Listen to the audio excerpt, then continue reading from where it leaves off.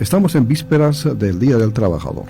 Don Federico Zelada es un investigador de temas laborales. Pertenece a la organización Flora Tristán. Don Federico, muy buenos días, bienvenido al colectivo de las 9. Muchísimas gracias por la entrevista, Ramón. Un saludo cordial a toda la audiencia de Radio Santa Cruz. Y pues encantado de estar con ustedes para hablar de este tema del primero del año, de mayo, para el aniversario de los trabajadores a nivel mundial. Así es, don Federico, es importante el después de la pandemia que hemos vivido durante varios meses, ¿no? Esto ha repercutido seguramente en el tema laboral, tanto a nivel nacional como también en el mundo entero, don Federico. Claro que sí, no tenemos que recordar que parece que la rueda de la historia se ha detenido para los trabajadores.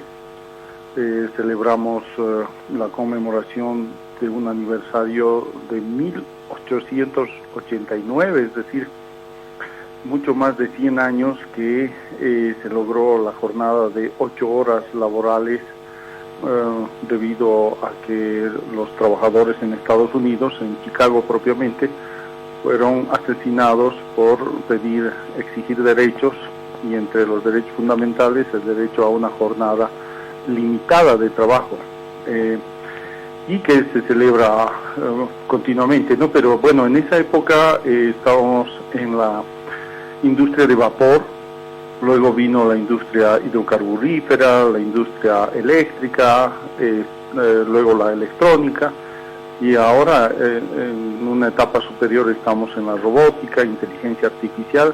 Sin embargo, la jornada de trabajo, incluso en lugar de reducirse, se ha ampliado. Parece que ya es un lujo tener una jornada de 8 horas. La mayoría de los trabajadores, por ejemplo en Bolivia, trabajan más de 8 horas en sus denominados puestos informales o de cuenta propia. Y sin embargo, lo que ha permitido la pandemia es acelerar los procesos técnicos, tecnológicos, pero no, como digo, en beneficio de los trabajadores, sino de los empresarios que con esta nueva tecnología pues están logrando rendimientos mucho más altos. En estas últimas 2 décadas contamos con multimillonarios que son más ricos que el 99% de la población mundial junta. Entonces, realmente la situación se ha volcado a favor del empresariado, del gran capital, y en desmedro de los trabajadores que reducen sus salarios a niveles muy bajos, ni qué decir sus pensiones de jubilación, pero sus jornadas de trabajo no se han reducido, y el empleo formal, el empleo empresarial, el empleo moderno o civilizado es cada vez más escaso. Entonces, esta es una situación concreta por la que estamos atravesando los trabajadores del mundo. Bueno, y a propósito, don Federico Zelada, investigador de temas laborales, la inteligencia artificial perjudicó enormemente al trabajador justamente para prestar servicios.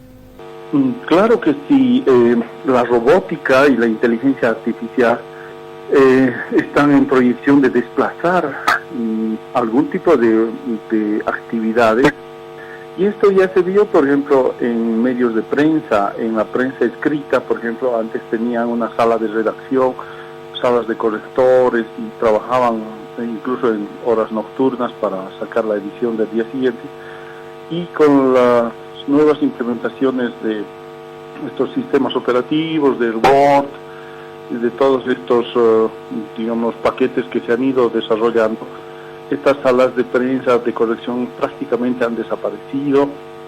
La inteligencia artificial incluso permite hacer redacciones de calidad media, estimo yo. Todavía no reemplazan a los que tienen, una calidad estética, artística, sintética de presentar noticias, información, análisis, pero la inteligencia artificial está en avance.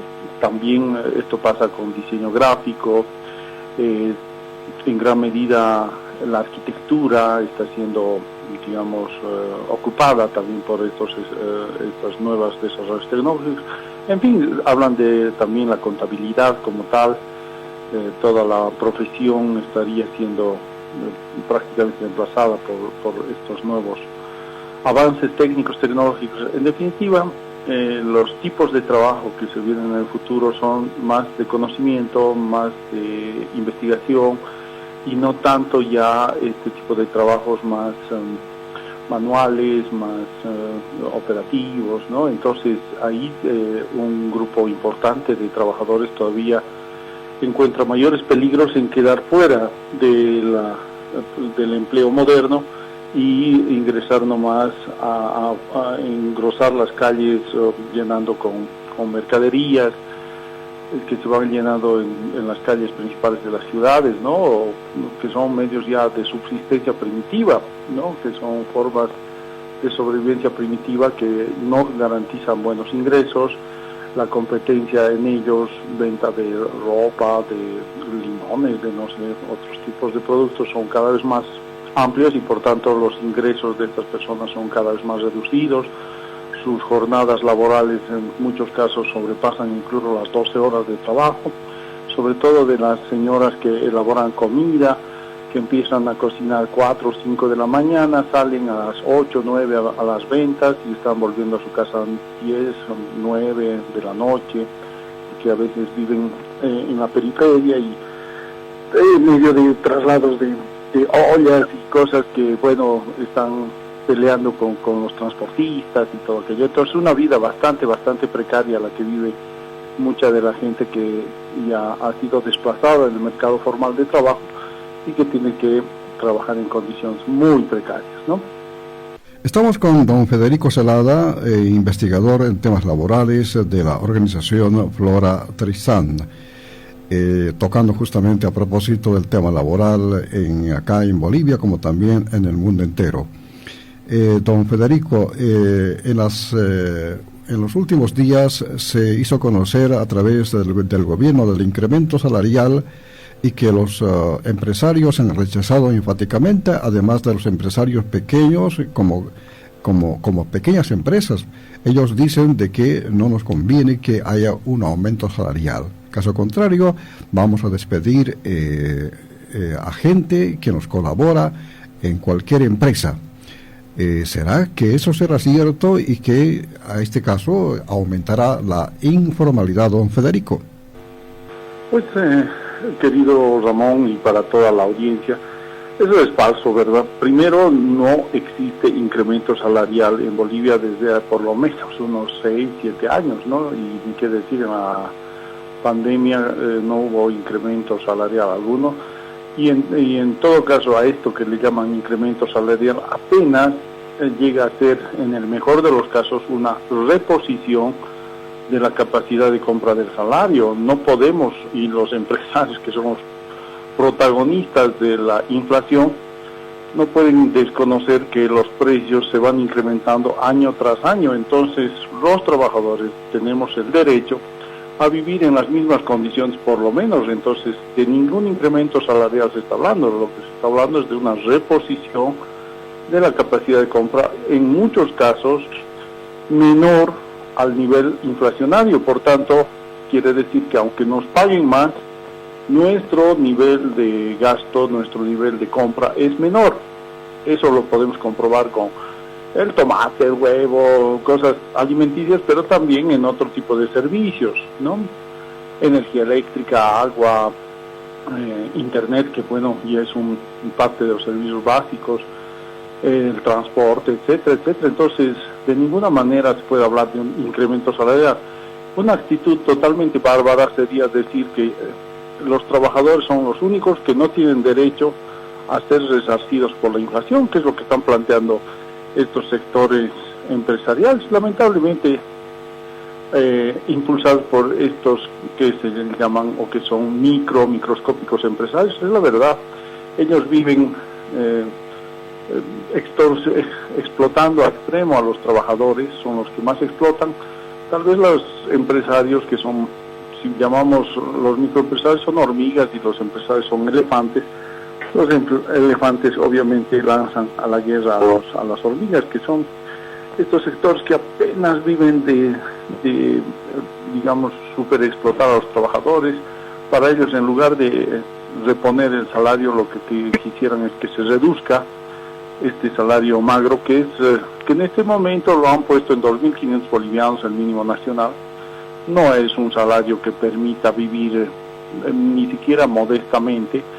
Yo creo que de los 8 ítems que debe cubrir un salario, apenas cubre unos 3, que es alimentación, vivienda, servicios básicos. Ya precariza el tema de salud, el tema de educación y otros 3, 4 ítems. Entonces, estamos hablando de que este salario mínimo nacional no va a significar la quiebra de ninguna empresa, ni siquiera de las microempresas. En general, esta pelea o este hecho de decir que no incrementen es un discurso de por lo menos 15, 20 años, sino más, que yo vengo haciendo seguimiento y que jamás están de acuerdo en el incremento porque dicen que no es las condiciones, porque el país tiene que crecer, porque pueden tener miles de razones, pero no pueden reconocer que en realidad una reposición salarial implica que el trabajador tenga las mismas condiciones para comer, alimentarse y vivir de manera humana. Entonces, yo rechazo rotundamente que haya existido incremento salarial y yo digo que hay una reposición parcial de la capacidad de compra de los trabajadores en este momento. Bueno, don Federico Zelada, a propósito sobre el tema laboral, ¿cómo se encuentra nuestro país, nuestra Bolivia, en el tema laboral, en el contexto internacional? Recordemos que hoy mismo hay problemas en Argentina con el despido de miles de trabajadores del servicio público, además de marchas. Eso se ve constantemente ahora en Argentina. ¿Cómo avisora a Bolivia, por ejemplo, en el tema laboral, don Federico? Bueno, empezando por lo de Argentina, sí ganó un presidente que es el sucesor de Sánchez de Lozada en Bolivia.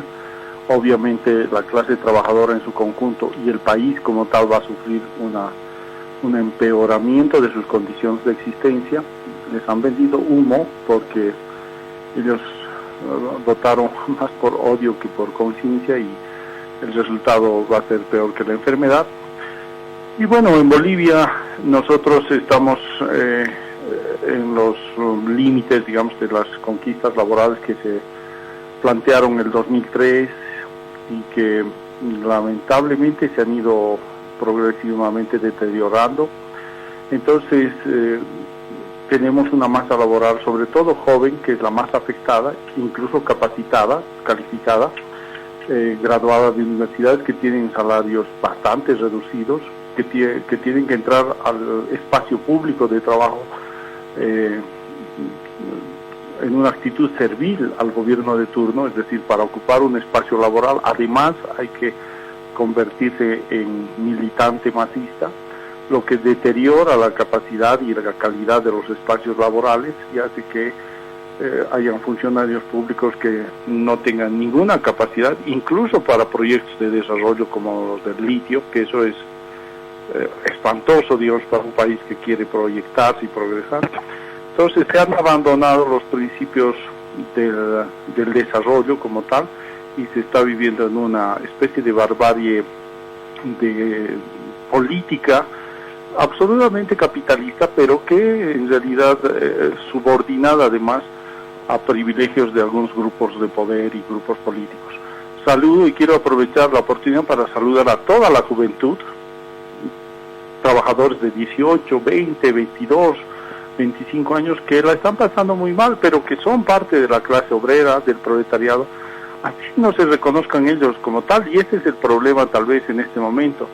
Son una masa enorme de trabajadores, pero que no se reconoce trabajador, no se reconoce proletario, y que por tanto no asume conciencia de clase y no asume un rol histórico en la sociedad.